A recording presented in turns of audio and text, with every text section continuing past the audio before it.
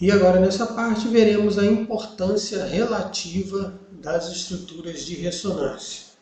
O objetivo principal é a minimização das cargas, ou seja, o melhor tipo de estrutura de ressonância vai ser aquela sem cargas, a que melhor representa a estrutura.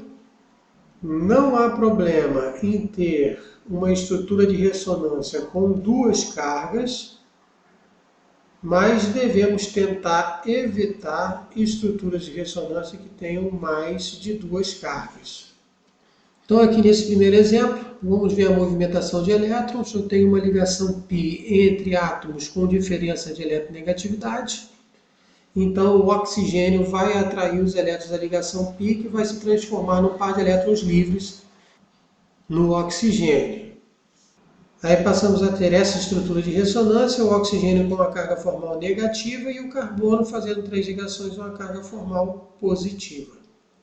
Porém, agora eu tenho carbono, um átomo com carga formal positiva, próximo a um átomo com um par de elétrons livres. Então esse par de elétrons isolado pode virar uma ligação π entre o oxigênio e o carbono.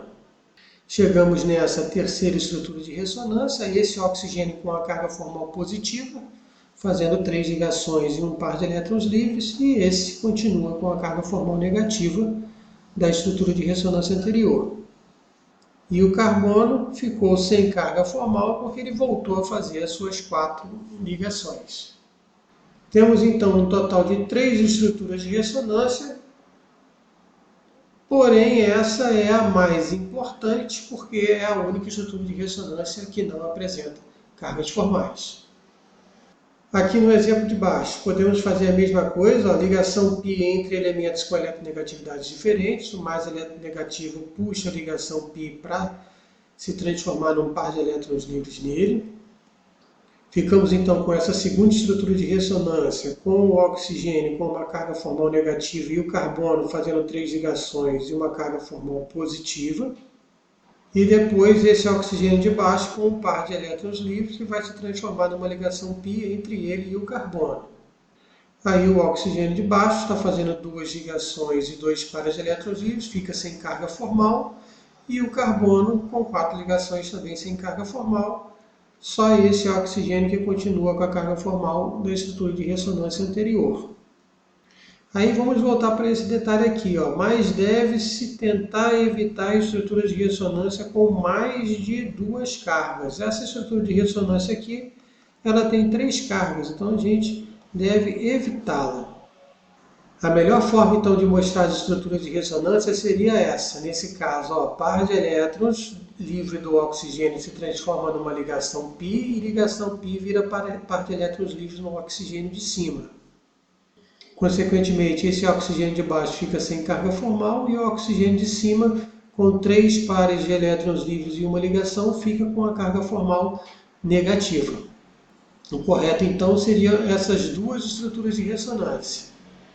Como elas são estruturas de ressonâncias iguais, o mais correto seria a gente representar com o híbrido de ressonância, que seria um pontilhado das possíveis posições da ligação π para mostrar onde a ligação π está dispersa e os oxigênios que ficaram negativos na estrutura de ressonância com cargas parciais negativas.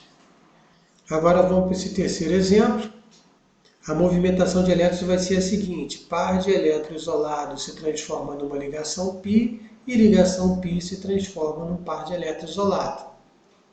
Na primeira estrutura de ressonância, o nitrogênio está com a carga formal positiva porque ele está fazendo 4 ligações. Na segunda estrutura de ressonância, ele continua fazendo 4 ligações, então a carga formal positiva permanece. Esse oxigênio aqui da esquerda agora está com 3 pares de elétrons livres, então ele que vai ficar com a carga formal negativa. De novo, 2 estruturas de ressonâncias iguais. Então, o correto seria representado pelo híbrido de ressonância, que eu vou colocar aqui em cima. Então, temos aqui o híbrido de ressonância, ó, ultracejado, onde eu tenho as ligações, a ligação π dispersa e os oxigênios com cargas parciais negativas. porque nas duas estruturas de ressonância eles são mostrados com uma carga negativa cada um. Aqui no último exemplo desse slide eu posso ter a ressonância ocorrendo nessa parte aqui no grupamento nitro igual ao exemplo de cima, então não vamos mostrar porque é a mesma coisa. E posso também ter essa movimentação, essa ligação π se transformar numa ligação π entre o carbono e o nitrogênio, e essa ligação π se rompendo e virando par de elétrons livres no oxigênio. Aí chegamos nessa estrutura de ressonância, ó, esse carbono está fazendo apenas 3 ligações, fica com a carga formal positiva, e esse oxigênio aqui da esquerda fica com a carga formal negativa, porque agora ele está com 3 pares de elétrons livres. Fiquei com uma estrutura de ressonância com 4 cargas formais. Então, nessa situação, isso deve ser evitado, ó, como está escrito aqui, então nem devemos levar em consideração essa estrutura de ressonância. Melhor seria representar a ressonância ocorrendo só aqui no grupamento nitro, que eu circulei, igual a ressonância que ocorreu aqui no terceiro exemplo. Continuando com a importância relativa das estruturas de ressonância, átomos eletronegativos, como nitrogênio, oxigênio, cloro, podem conter uma carga positiva, mas somente se possuírem um octeto de elétrons. Então vamos ver aqui o primeiro exemplo. Será que esse par de elétrons livres aqui pode se transformar numa ligação π?